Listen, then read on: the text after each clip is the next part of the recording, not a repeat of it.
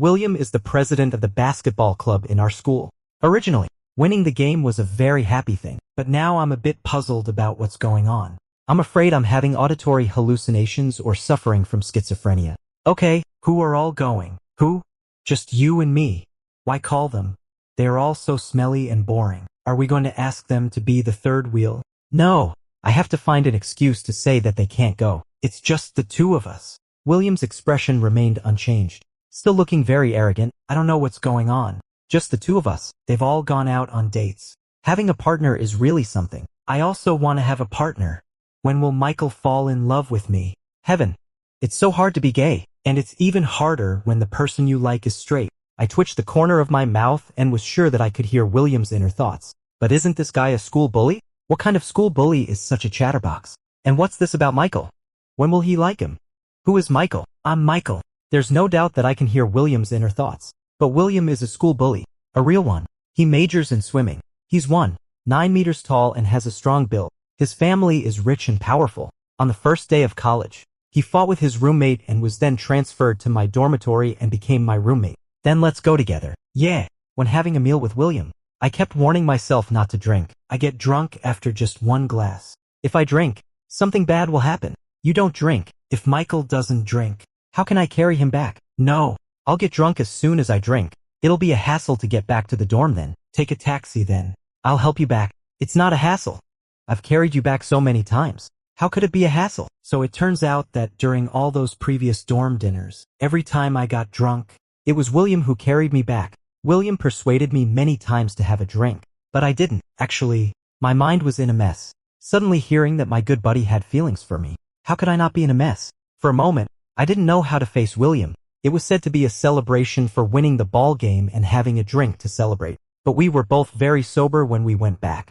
On the way back to the dorm, William was a bit unhappy, said to come out for a drink but didn't drink. How could you be like this?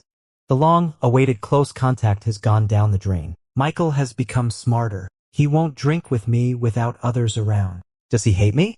I'll put Michael's paint on the highest shelf in the dorm when I get back and wait for him to beg me to get it for him. It was already dark, and the hazy moonlight shone into the car. I saw the mottled tree shadows covering William's face. Such a big guy, curled up in a corner of the car, muttering about his little grudges. William, I'm carsick.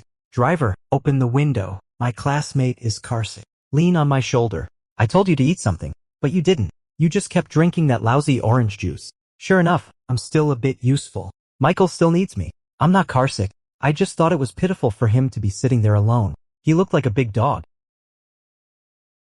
I didn't have any classes the next day, so I slept until 10 o'clock in the morning. When I woke up, I found breakfast on the table. When I turned on my phone, I saw that William had sent me a lot of messages in a row. I've put the breakfast on the table. Remember to eat it when you wake up. I picked it up and saw that it was the steamed dumplings and soy milk from the third canteen that I liked very much. I took a bite and it was sweet. Look, there's a cat downstairs in our dormitory. It's a chubby orange cat. I guess it's here waiting for you. You can come down and feed it when you wake up. The chubby orange cat is a stray cat on our campus. Maybe because I fed it quite often, it has gone from being a chubby orange cat to an extremely fat one. While I was munching on the steamed dumplings in the dormitory, my roommate Daniel came back. Hey, you're awake. Remember to eat the breakfast that William bought for you. He told me several times. Really, he takes care of you like you're his little wife. I think you two should just get together. This isn't the first time I've heard such words, but every time I just laugh and give my roommate a punch and that's it. William really takes good care of me. At first, I thought he was just a kind-hearted person who was nice to everyone, and his kindness was quite overbearing, until I could hear William's inner thoughts. I got ready and was about to go downstairs to feed the cat.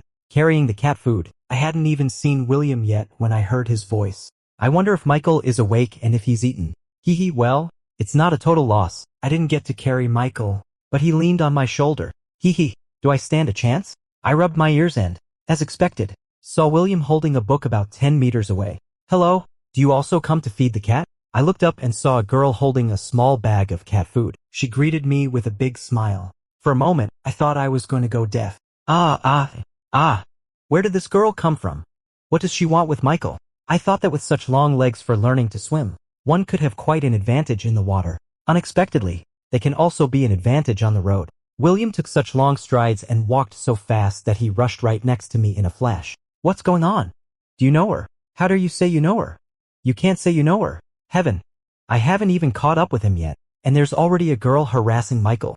The girl immediately noticed there was an extra person beside me. She shook her head vigorously to say she didn't know me, then pulled the girl beside her and left. It seems you've cut off my romantic encounter. My words were undoubtedly a provocation. I'll compensate you later. I'll offer myself to you. You. I knew that William, that shy guy, must have something cheesy to say again. After I finished feeding the cats, I left. When we got back to the dorm, William told me that we won the competition yesterday and there would be another dinner gathering today. Didn't you say yesterday was just for a celebration? Alright, they didn't come yesterday, so we'll have another one today. I can't exactly say I did it on purpose yesterday, right? How annoying. Those guys will definitely drink. They'll get to see Michael drunk. I said, dude, don't be too into me. Sure enough, there was alcohol at the club dinner that night. The game they played was also very cliched. Truth or dare. When the wine bottle pointed at me, I chose the truth. Do you have someone you like? For a moment, I heard the crackling sound in William's heart. Does he have someone? Damn it. Do I hope he does or doesn't? Yes. Then someone asked me who it was, and I said that was the second question. Who is it? Who is it? Who on earth does he like? Ah, I'm right in front of him every day, but he doesn't notice me. He likes someone else. Very well. I saw William drinking glass after glass. I quickly held his hand that was about to pour another glass of wine. Stop drinking. I'm a bit dizzy. If you drink too much, we'll have to sleep on the street. Oh, he cares about me, right? Michael is afraid I'll drink too much. What the hell's someone he likes? I'm the most important one, right? After that glass of wine went down, my head was really a bit dizzy. And now that I could hear William's chattering thoughts again, my head was even more achy. Be quiet. Don't make noise. I thought my words would at least make William quiet down, but it backfired. I'll be quiet. I'll be quiet. Oh, I'm disturbing our Michael. I knew we shouldn't have played with those guys. Once we play, we have to drink. Look, our Michael is drunk. He's really noisy. I'm a student majoring in fine arts. Sometimes I get so absorbed in painting that I lose track of time. The art studio in our school is quite remote, and there has been some renovation work going on nearby recently. Many times, when I forgot the time while painting, it was William who came out to look for me. Michael, it's raining. Did you bring an umbrella? I looked outside and indeed it was raining. I really hadn't brought an umbrella. No, I'll come to pick you up. If I couldn't hear William's inner thoughts, I might still think he's a very reliable and good friend. He's chivalrous and good looking. What a pity. I treat you as a brother, but you want to date me. The raindrops outside the window blend with the moonlit night. Is it the streetlights or the moonlight shining? I think the ambiguous moonlight has addled my senses. Otherwise, why did my heart start pounding after William hung up the phone? The pen tip seems to be dancing, and my mind is in a muddle. When William called again, I had just put down my paintbrush. The phone ringing woke me from my chaotic thoughts. By the moonlight, through the phone, I saw the person in my painting. I'm downstairs. Come down. I poked my head out and looked downstairs. William was wearing a dark blue coat. I took a closer look. I have one, too, to be precise. We bought them together. When I went downstairs, I took the painting off the easel. This is for you. Is it a painting of me? Thank you. Michael painted a picture of me. I'm going to frame this painting when I get back and look at it 100 times a day. William walked beside me, looking very calm, completely different from his crazy self inside. Give me the umbrella. Oh, it's broken. If it's broken, why did you take it? I found it was broken as soon as I went out. After William said that, he reached out and threw the umbrella into the trash can. As smart as I am, now I can share an umbrella with Michael. Just like that, one of us nearly won. 8 meters tall and the other one, 9 meters tall. We shared a single umbrella and went back to the dormitory. The result of William's antics was that he had a fever in the middle of the night. I'm the one who caused William to have a fever. Logically, it's my responsibility to take care of William when he has a fever. I took William to the school infirmary. After everything was settled, I fell asleep lying beside William. As I was sleeping, I heard William's voice. Michael is so cute. He's still drooling just like when he was a kid. I wiped my mouth. There was no drool. Liar. When we were kids. Did we know each other when we were kids? Michael is asleep. Can I steal a kiss? He probably won't notice. I pretended to be restless in my sleep and moved a bit.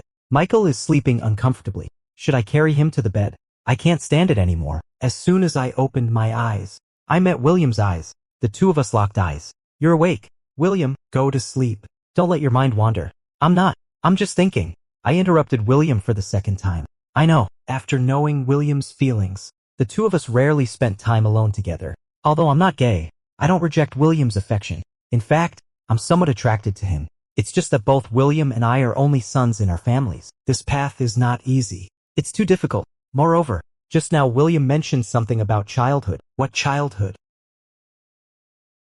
The school organized our major to go on a sketching trip to a place outside the city. Actually, it was just in the mountains to get close to nature and find inspiration. Before leaving, I didn't tell William, since that night when I said I knew. I've been trying to avoid William as much as possible. It was awkward and I didn't know what to do. Before the school bus set off, I was sitting in my seat listening to music when I saw William running from afar. Michael, you're going on a sketching trip. William was out of breath, bending over as he asked me. I could even see the sweat running down his face. Yes, these are motion sickness pills. Remember to take them if you feel uncomfortable on the way. These are stomach medicines. Don't eat randomly. Don't endure it when you feel unwell. These are for colds and fevers. William didn't say what was on his lips just now and started to give me a bunch of things and told me what they were for, but I clearly heard his inner voice. Why didn't you tell me specifically? Am I redundant? Ah, right. This is mosquito repellent. There are a lot of mosquitoes in the mountains. Wear thicker clothes. This is some food. Eat a bit if you get hungry on the way. My classmates were stunned. A school bully who is 1.90 meters tall, usually a man of few words and never smiles, and gets angry easily if the conversation doesn't go well, was so carefully telling me about these trivial things. Okay, I know all of it. Thank you. William glanced at me. His hands that were helping me organize things paused for a moment. No, it's me who is redundant, right? Why do you suddenly hate me? Can't we even be friends anymore? The bus started. I saw William still standing there. As the bus drove further away, William became smaller and smaller until I could no longer see him. I have to say that William is really reliable. After arriving in the mountains and settling down with my classmates, I found that my arms were covered with mosquito bites. Michael, quickly spray the medicine that William got for you. You've been bitten so badly. Hey, Michael. William is actually quite nice. Everyone says he is very fierce, but today I saw him talking to you on the bus. I think he is actually a nice guy. I laughed it off and said yes, he is a nice guy, holding the spray that William had stuffed into my hand. I sprayed it on, felt cool and very comfortable. In the evening, after the teacher said we could have free activities, I moved a deck chair outside and lay on it. The countryside night was extremely quiet. All I could hear were the chirping of cicadas and the croaking of frogs. When I looked up, I saw the entire galaxy full of stars. One of my roommates called me on a video call. There were only 2 roommates on the other end of the call. I didn't see William. Michael, how is the countryside? Can you get used to living there? I turned the camera around so they could see the stars and the moon. It's beautiful here. The air is also very fresh. I pretended not to care and asked, where's William? He has been like a lost soul since you left the dormitory. He has been listless these days. One of my roommates whispered to me, did you two have a fight? I thought you two got along well in the dorm before. Why have you been avoiding him lately? It turned out that I was avoiding him so obviously that even my roommates noticed. Mainly, whenever I meet William, I can hear what he's thinking in his heart. The more I listen, the more tangled I become. My roommate secretly showed me William, who was sitting in front of the table playing with the ornaments on it. It was a lucky cat that I gave him when he first came to our dorm. I remember that day William still had bruises on his face. He pushed open the door of our dorm with such momentum as if he were here to rob. He looked at me and asked my name. I said my name was Michael. Ah, hello. My name is William. We'll be roommates from now on. Please take care of me. I exchanged a look with the other roommates. This posture was really scary. In my excitement, I said, ah, okay. Please take care of me too. Then I casually handed him the lucky cat in my hand. From then on, my lucky cat became William's. Fortunately, he takes good care of my lucky cat and wipes it once a day. Even though he had his back to me, I still felt that he was aggrieved. I called out his name. William. My roommate handed the phone to William and let us two talk. Actually, we didn't really say much. I told William about getting bitten by mosquitoes and having a lot of bumps on my arm when I first arrived here, thanks to the medicine he gave me. I shared the starry Milky Way with him and asked him if he had ever been to the countryside. It's very quiet here. We chatted idly until my roommate urged to use the phone. William, what are you thinking about? I suddenly found that if William is not by my side, I can't hear his thoughts. The video call ended, and I received a message from William. I thought you ran away because you knew what I was thinking. The sketching trip only lasted for 3 days and ended in a hurry. After the sketching trip, I went straight home. My mom said she wanted to see the photos I took. After receiving William's message, I didn't reply, and we lost contact again like this. After that day, I just painted, took photos, and chatted with classmates, as if trying my best to forget William's text message. But the seed has already been sown. One teardrop can grow into a towering tree, let alone with my parched yearning. My mom was flipping through the photos, clicking her tongue and saying that I had grown up and that the scenery was really beautiful. Mom, do you know William? My mom didn't even lift her head. Yes, I do. How do you know? He was our neighbor when we lived in the South, but I guess you've forgotten. You were only 6 at that time. 6 years old isn't that young? I should have had memories. Why can't I still remember William? Seeing that I still looked confused, my mom got up and went to the study. She took out an old photo album of mine. In the photo, I had a ponytail, and there was a kid about my age standing beside me. He was fair-skinned and looked as pretty as a girl. This is William, but you probably don't remember. You used to call him William with a lisp when you were a kid. Talking about William, I just remembered that I seemed to really have had this playmate. Mom, isn't William a girl? What girl? He's a little boy. No wonder you always said you wanted to marry him when you were a kid. A huge bombshell. Just strike me dead with a thunderbolt. At this time, the doorbell of my house rang. When I opened the door, it was William. William? Why did you come? I heard that your sketching is over. I came to see you. If I didn't come, you would have disappeared. This time I'll just block you at your door and see where you can run. My mother came over and asked who was here. I introduced to my mother that this was William, and also introduced my mother to William. Mom, this is my roommate, William. William, this is my mom. Hello, Mom. Huh? I gave him a glare. Is he crazy? I'm lucky. My mother laughed and said that he had grown up, then pulled William into the house to look at my childhood photos with me. William came to my house and brought a lot of things, but they were all my favorite foods. He took them out one by one and told me not to eat too much at dinner. My mother was standing by and laughing all the time. Her laughter made me feel creepy. I was afraid that my mother would notice something. In the evening, my mother invited William to stay for dinner and then went out to buy groceries herself. You recognized me long ago? William was still holding my childhood photo album in his hand. You were much cuter when you were a child than you are now. You couldn't even speak clearly when you were a child. You kept calling me William all day long. I corrected you hundreds of times, but it didn't work. I snatched the photo album from him and said, "Then why didn't you tell me earlier?" Tell you what? Tell you that you wanted to marry me when you were a kid. It would have been better if he hadn't said it. Once he did, it was just too embarrassing. Who could have thought that the kid who looked like a porcelain doll when he was a child would grow up to be 9 meters tall? He's good looking, but he's also very imposing. The two of us were again at a loss for words and started watching TV boredly. Did I say something wrong again? Michael won't really ignore me, will he? Maybe I should apologize. No, I might as well just confess my love. William gave me a deep look beside me. I was so scared that my heart jumped into my throat. William. What are you thinking about? Maybe William sensed the awkward atmosphere and indifferently said that he was thinking about sweet and sour fish. Bullshit about sweet and sour fish. Think about what to do. What else could he be thinking about? Thinking about Michael. Just thinking about Michael. I'm so dirty-minded. I actually misinterpreted his thinking about Michael. No matter what you're thinking about, just stop thinking. Okay. So domineering. So cute. I love it so much. After dinner at night, my mom even wanted to keep William to stay at home. I was so anxious that I was about to drag William away and even made an excuse that William had a game the next day. Yes, Mom understands. Young people feel restricted at home. Is it my problem? Why does it sound so strange? As soon as my mom opened the door, she pushed the two of us out. William, come to our home and play often. Before I could talk to William, I heard him muttering to himself again. Auntie is so helpful.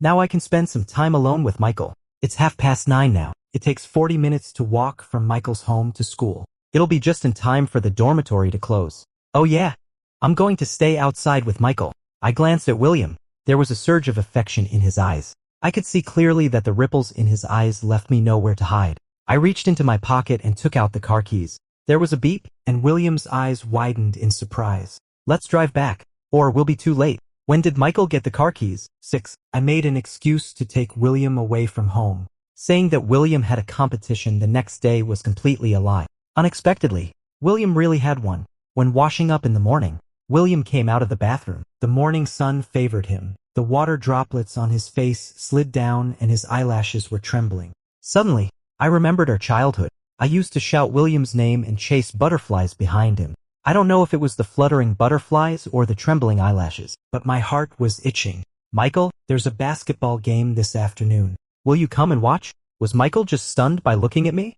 Sure enough, Big Brother's charm is endless. Thank you. The handsome guy filter is broken. A handsome guy should just be a silent handsome guy. I really want to poison him to make him mute. Sure, what time? In the afternoon.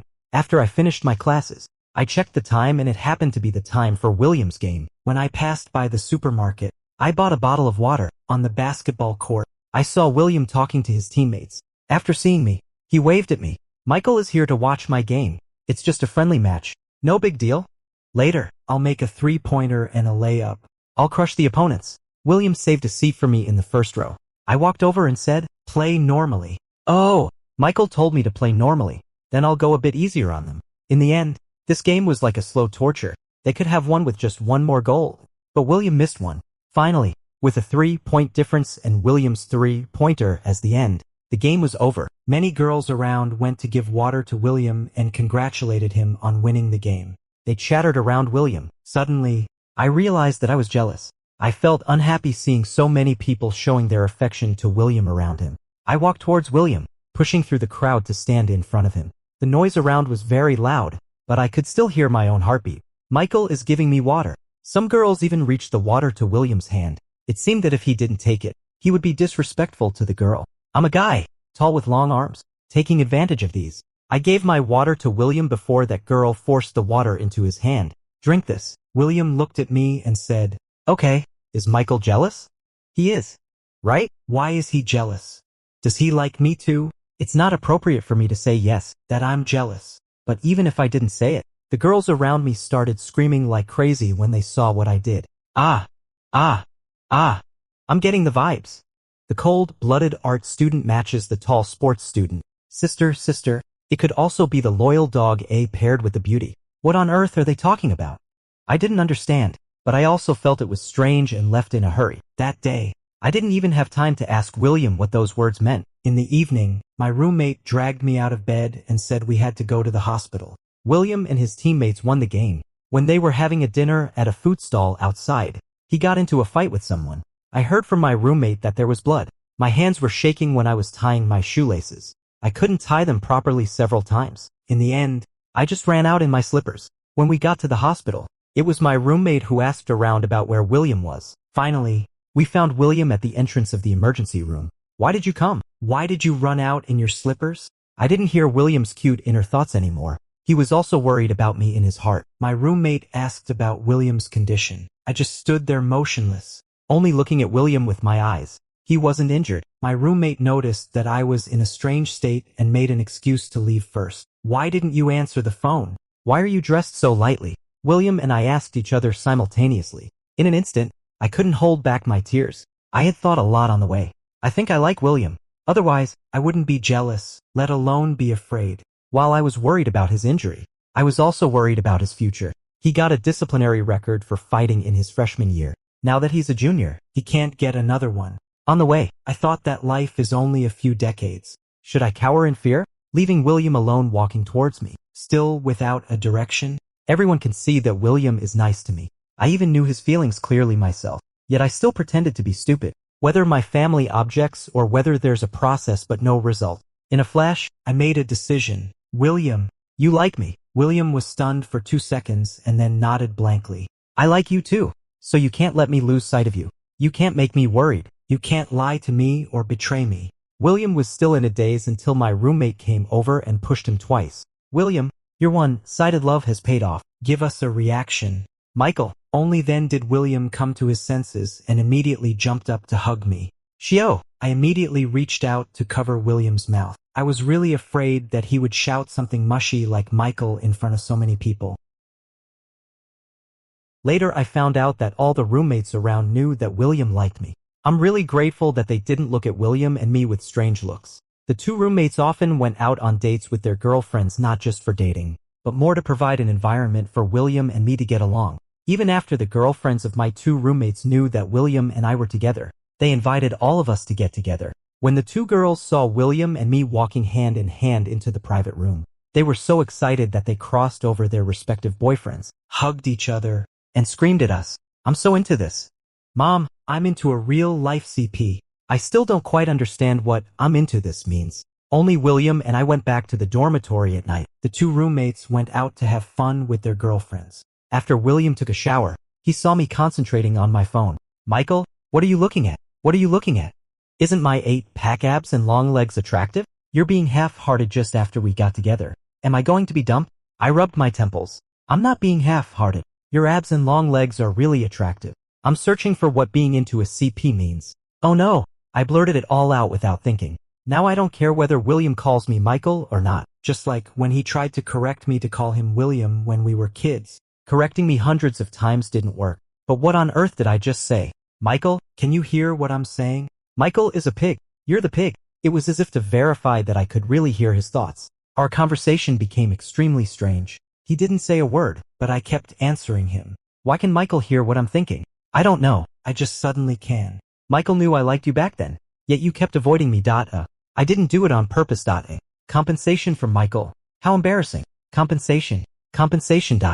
I didn't understand what the last two words William said meant. I was a bit confused as to why he called my name twice. Later, when my back ached, I understood. After it was over, I continued to search on my phone. I was really curious. It was the same on the basketball court back then. The screams of those girls were completely harmless and even full of excitement. Seeing that I was searching so enthusiastically, William directly explained it to me. When it came to the crucial part of the explanation, he opened Weibo and searched for some materials produced by CP fans, like the names of CPs, CP fan fictions, CP comics, both explicit and innocent ones. I was forced to look through them all. Michael, do you know what it means to ship a CP now? I felt my face turn red. I really knew. The world is so big that there are all kinds of things. It's so inclusive. Then how did the girls at school find out? William took out his phone, opened Weibo, and it was all filled with what he had posted. He created his own Weibo account, and it was all about me. He started recording since we lived in the same dormitory. Michael ate the breakfast I bought today. He likes the steamed dumplings and soy milk from the third canteen, and he wants them sweet. He doesn't like the fried dough sticks from the second canteen. Michael joined the basketball club today. I'm going too. Michael hasn't come back from painting. I'm going to pick him up. I'll do it from now on.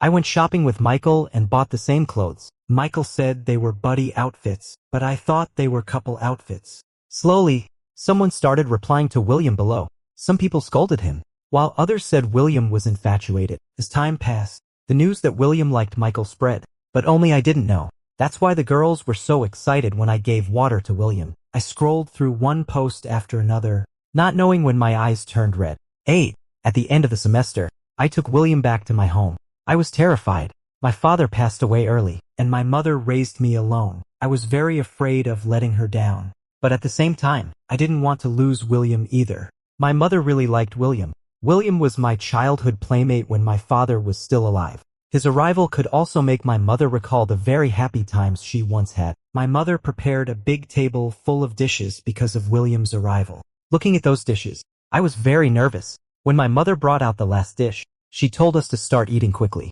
William and I clasped our fingers under the table. I could feel that both of our palms were sweating. Mom, William and I are together. We put our hands on the table, closed our eyes, and said this sentence.